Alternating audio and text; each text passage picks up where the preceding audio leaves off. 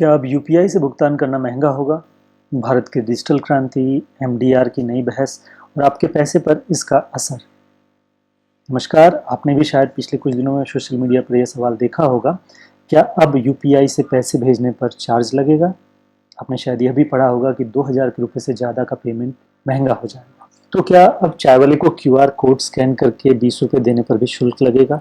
क्या किराने की दुकान पर 5000 रुपये का भुगतान करने पर अलग से चार्ज देना पड़ेगा? और सबसे बड़ा सवाल, जिस यूपीआई को भारत ने दुनिया के सामने अपनी डिजिटल सफलता की मिसाल बनाया, क्या अब उसी के इस्तेमाल की कीमत चुकानी होगी? आज के इस कार्यक्रम में हम अफवाह और हकीकत के बीच की दूरी को समझेंगे और सबसे पहले एक बात साफ कर दें कि फिलहाल आम उपभोक्ता के लिए यूपीआई भुगतान पर कोई सीधा चार्ज नहीं लगा है। वित्त मंत्री निर्मला सीतारमण ने संसद में भी कहा है कि यूपीआई उपभोक्ताओं के लिए मुफ्त रहेगा और छोटे व्यापारियों को भी प्रस्तावित एमडीआर के दायरे से बाहर रखा जाएगा। संसद ने जो कानून पारित किया है वह अपने आप में कोई नया यूपीआई शुल्क लागू नहीं करता। वो भविष्य में सरकार को अधिसूचना के जरिए कुछ डिजिटल भुगतान पर शुल्क की व्यवस्था करने की कानूनी गुंजाइश देता है। तो आखिर यह पूरा मामला है क्या? आइए थोड़ा पीछे चलते हैं। याद कीजिए, करीब 10 साल पहले का भारत, जब यूपीआई आया और भुगतान की पूरी दुनिया बदल गई। जेब में नकद पैसा रखना जरूरी था, दुकानदार के पास छुट्टे पैसे नहीं है तो परेशानी, बड़े नोट का सवाल अलग, बैंक ट्रांसफर करना है तो बैंक का account, IFSC code, net banking, एक लंबी प्रक्रिया। फिर आया UPI, unified payments interface, NPCI यानी national payments corporation of India ने इसे 2016 में शुरू किया और धीरे धीरे यह भारत की रोजमर्रा की जिंदगी का हिस्सा बन गया। आज दूध वाला, ऑटो वाला, सब्जी वाला, रेस्टोरेंट, टैक्सी ड्राइवर, लगभग हर कोई कहता है यूपीआई कर दीजिए, और यही इस कहानी की सबसे बड़ी सफलता है। सरकार द्वारा संसद में साझा किए गए आंकड़ों के मुताबिक जून 2026 तक यूपीआई के करीब 55.49 करोड़ पंजीकृत उपयोगकर्ता थे। वित्त वर्ष 25-26 में यूपीआई ने करीब 24,161 करोड़ लेन देन किए, जिनकी कुल कीमत लगभग 314.23 लाख करोड़ रुपए रही। 5 साल में लेन देन की संख्या लगभग 5 गुना बढ़ गई। वित्त मंत्रालय द्वारा संसद में साझा किए गए आंकड़े के अनुसार जून 2026 तक यूपीआई के करीब 55.49 करोड़ पंजीकृत उपयोगकर्ता थे। वित्त वर्ष 2025-26 में यूपीआई ने करीब 24,161 करोड़ लेन देन किए, जिनकी कुल कीमत लगभग 314.23 लाख करोड़ रुपए रही। 5 साल में लेन देन की संख्या लगभग 5 गुना बढ़ चुकी है। यानी यूपीआई अब सिर्फ एक मोबाइल पेमेंट सिस्टम नहीं, यह भारत की डिजिटल अर्थव्यवस्था की रीढ़ बन चुका है। लेकिन सवाल है, यूपीआई चलता कैसे है?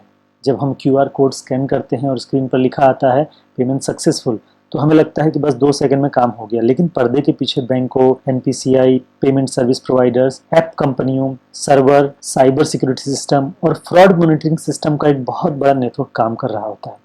इस पूरे सिस्टम को चलाने में पैसे खर्च हो रहे होते हैं।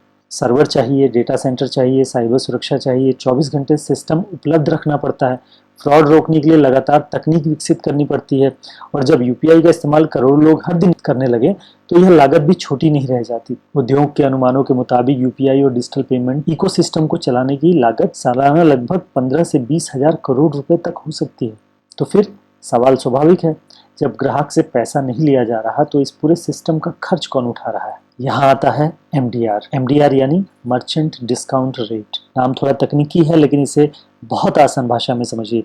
मान लीजिए आपने किसी दुकान पर 5,000 रुपए का सामान खरीदा और कार्ड से भुगतान किया।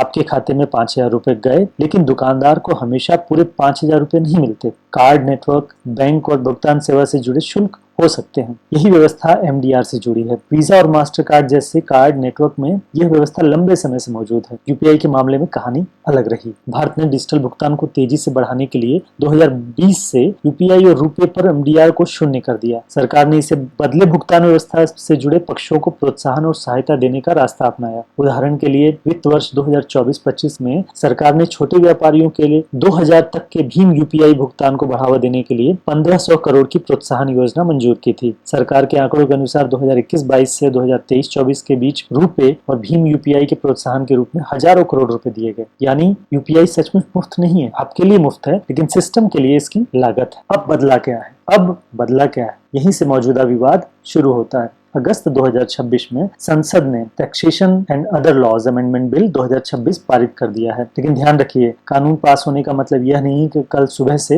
हर यूपीआई भुगतान पर शुल्क लग जाएगा। सरकार के मुताबिक यह एक अनेबलिंग प्रोविजन है, यानी ऐसा कानूनी प्रावधान जो भविष्य में अधिसूचना के जरिए कुछ डिजिटल भुगतान पर शुल्क लगाने की अनुमति दे सकता है। वित्त मंत्री ने साफ कहा है कि उपभोक्ताओं के लिए यूपीआई मुफ्त रहेगा और छोटे व्यापारी प्रस्तावित एमडीआर के दायरे में नहीं आएंगे। तो फिर किस पर शुल्क लग सकता है? मौजूदा चर्चाओं में बड़े व्यापारियों के कुछ बड़े लेन देन पर एमडीआर लगाने की बात सामने आई है। रिपोर्ट के अनुसार 2000 से अधिक के कुछ लेन देन पर लगभग 0.4% तक एमडीआर पर विचार हुआ है, लेकिन अंतिम दर अभी तय नहीं हुई है और वास्तविक कार्यान्वयन की तारीख भी तय नहीं है। बिजनेस टुडे के मुताबिक प्रस्तावित व्यवस्था से लगभग 96% लेन देन अप्रभावित रह सकते हैं, यानी 96% लोगों पर इसका असर नहीं पड़ेगा। इसका अर्थ समझिए, अगर आप अपने दोस्त को 5,000 रुपए भेज रहे हैं, इस पर एमडीआर नहीं लगेगा। अगर आप छोटे दुकानदार को भुगतान कर रहे हैं, वह भी प्रस्तावित व्यवस्था में बाहर रखा गया है। लेकिन कोई बड़ा व्यापारी 5,000 रुपए का भुगतान स्वीकार करता है और उस पर एमडीआर लागू होता है, तो शुल्क व्यापारी की तरफ से हो सकता है। लेकिन इसका असर आखिरकार ग्राहक पर नहीं आएगा क्या? यह सबसे महत्वपूर्ण सवाल है। कागज पर शुल्क व्यापारी देगा, लेकिन अर्थव्यवस्था में लागत का अंतिम बोझ हमेशा वही नहीं रुकता जहाँ शुल्क लगाया जाता है।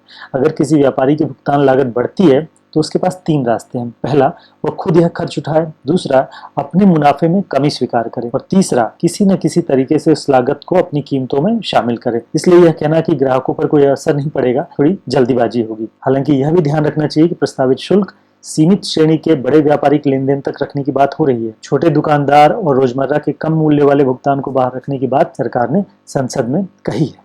फिर एमडीआर की जरूरत क्यों महसूस हुई? इसका दूसरा पक्ष भी समझना जरूरी है। अगर कोई व्यवस्था हर दिन करोड़ों लेन देन कर रही है, उसका इस्तेमाल लगातार बढ़ रहा है और उसे सुरक्षित रखने के लिए सर्वर, तकनीक और साइबर सुरक्षा पर लगातार खर्च हो रहा है, तो सवाल उठता है कि यह मॉडल कितने समय तक बिना प्रत्यक्ष राजस्व के चल सकता है। इंडस्ट्री एस्टिमेट्स के अनुसार यूपीआई इकोसिस्टम की लागत 15,000 से 20,000 करोड़ सालाना तक हो सकती है। यानी सवाल सिर्फ यही नहीं है कि यूपीआई पर चार्ज क्यों लगाया जा रहा है, सवाल यह भी है यूपीआई को लंबे समय तक मजबूत बनाए रखने का खर्च कौन उठाएगा। बिजनेस टुडे की रिपोर्ट में भुगतान उद्योग के हवाले से कहा गया है कि इस नेटवर्क में तकनीक, साइबर सुरक्षा, फ्रॉड प्रिवेंशन और ग्राहक सहायता पर लगातार निवेश जरूरी है। लेकिन एक सवाल और, क्या यूपीआई को सरकारी सार्वजनिक सुविधा की तरह नहीं चलाया जा सकता? यहाँ बहस आर्थिक से राजनीतिक हो जाती है। एक पक्ष कहता है यूपीआई भारत का डिजिटल पब्लिक इंफ्रास्ट्रक्चर है, जैसे सड़क पर चलने के लिए हर बार टोल नहीं लिया जाता, वैसे डिजिटल भुगतान की बुनियादी सुविधा को भी सार्वजनिक निवेश से मजबूत किया जा सकता है। दूसरा पक्ष कहता है कि अगर बैंक और भुगतान कंपनियां लगातार लागत उठा रही हैं, तो लंबे समय में कोई टिकाऊ राजस्व मॉडल जरूरी होगा। यानी बहस दो विचारों के बीच में है। यूपीआई एक सार्वजनिक डिजिटल सुविधा है या एक ऐसी भुगतान सेवा है जिसे अपने खर्च का बड़ा हिस्सा खुद निकालना चाहिए? इसका उत्तर केवल राजनीति से नहीं, अर्थशास्त्र और सार्वजनिक नीति से भी तय होगा। और रुपए का क्या? यहाँ यूपीआई और रुपए की कहानी थोड़ी जुड़ती है। रुपए भारत का घरेलू कार्ड नेटवर्क है। वीजा और मास्टर कार्ड जैसे अंतर्राष्ट्रीय नेटवर्क के मुकाबले इसे बढ़ावा देने के लिए सरकार ने एमडीआर को शून्य किया था। इसी तरह यूपीआई को भी बिना एमडीआर के तेजी से विस्तार मिला। यदि भविष्य में कुछ लेन देन पर शुल्क आता है, तो सवाल उठेगा कि भारत के घरेलू भुगतान नेटवर्क को वैश्विक नेटवर्क से प्रतिस्पर्धा में कैसे रखा जाए। सरकार का तर्क है कि व्यवस्था ऐसी होनी चाहिए कि डिजिटल भुगतान को बढ़ावा भी दे और उसी बुनियादी ढांचे को आर्थिक रूप से टिकाऊ भी बनाए। विपक्ष और कुछ आलोचक दूसरी तस्वीर देखते हैं। उनका सवाल है कि अगर यूपीआई को भारत की डिजिटल सार्वजनिक संपत्ति माना गया है, तो उसकी लागत का बड़ा हिस्सा सरकार क्यों नहीं उठाती? यानी एमडीआर की बहस असल में भारत के डिजिटल भविष्य के आर्थिक मॉडल की बहस है। और आम आदमी के लिए फिलहाल इसका क्या मतलब है? तो चलिए इसे बिल्कुल सरल भाषा में समेटते हैं। पहली बात, आज आपको यूपीआई इस्तेमाल करने के लिए कोई नया शुल्क नहीं देना पड़ रहा है। दूसरी बात, संसद ने ऐसा कानून पारित किया है जो भविष्य में सरकार को कुछ डिजिटल भुगतान पर शुल्क लगाने की व्यवस्था बनाने की अनुमति देता है। तीसरी बात, सरकार ने कहा है कि आम उपभोक्ता और छोटे व्यापारी इस शुल्क से बाहर रहेंगे। चौथी बात, बड़े व्यापारियों के कुछ बड़े लेन देन पर एमडीआर लगाने की संभावना पर चर्चा है।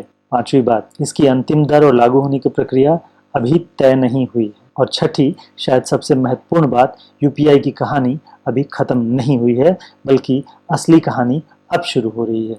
आखिरी सवाल, कल्पना कीजिए कुछ साल पहले तक हम डिजिटल भुगतान के मामले में पीछे थे। आज दुनिया भारत के यूपीआई मॉडल को देख रही है। भारत में करोड़ों लोग रोजमर्रा की जिंदगी में बिना नकद पैसे के लेन देन कर रहे हैं। एक छोटी सी क्यूआर प्लेट लोगों को दुकानदारों के बीच भरोसे का माध्यम बन गई है। लेकिन इसी सफलता को बनाए रखने के लिए हमें यह तय करना होगा कि इसकी कीमत कौन चुकाएगा, सरकार, बैंक, बड़ी कंपनियां, व्यापारी या अंततः उपभोक्ता। और शायद सबसे महत्वपूर्ण सवाल, क्या भारत यूपीआई को सिर्फ फ्री रखना चाहता है या उसे फ्री, सुरक्षित और हमेशा उपलब्ध भी रखना चाहता है?